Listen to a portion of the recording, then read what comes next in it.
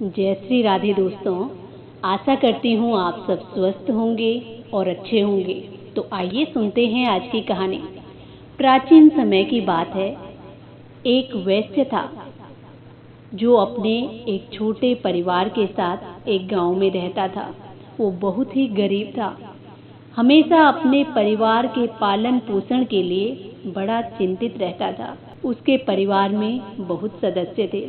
वैश्य जो था बहुत ही धार्मिक प्रवृत्ति का व्यक्ति था। उसके मन में सदाचार और ब्राह्मणों के प्रति बहुत श्रद्धा थी।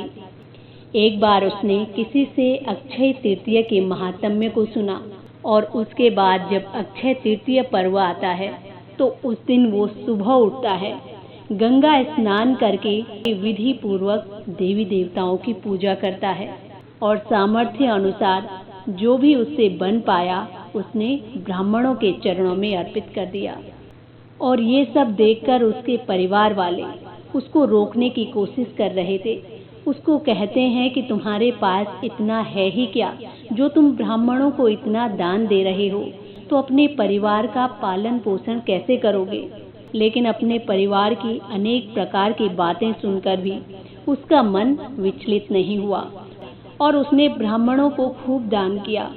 और उसके जीवन भर में जितनी भी बार अक्षय तृतीया का पर्व आता है उसने उतनी बार विधि विधान के साथ पूजा करके खूब धर्म कर्म किया। अब वो बूढ़ा हो गया। अनेक प्रकार के रोग उसके शरीर में हुए, लेकिन उसके बाद भी उसने उपवास करना और अपना धर्म कर्म दान पुण्य करना नहीं छोड़ा। यही वैसे अपने अगले जन्म में एक राजा बना। और कहा जाता है कि अक्षय तृतीया के दिन किए गए दान पुण्य और पूजन के कारण उसे अपना अगला जन्म बहुत ही धनी और प्रतापी राजा के रूप में मिला। वो इतना धनी और प्रतापी राजा था कि त्रिदेव भी उसके दरबार में ब्राह्मण का वेश धारण करके उसके महायज्ञ में शामिल होते थे। लेकिन उसके मन में कभी भी घमंड नहीं हुआ।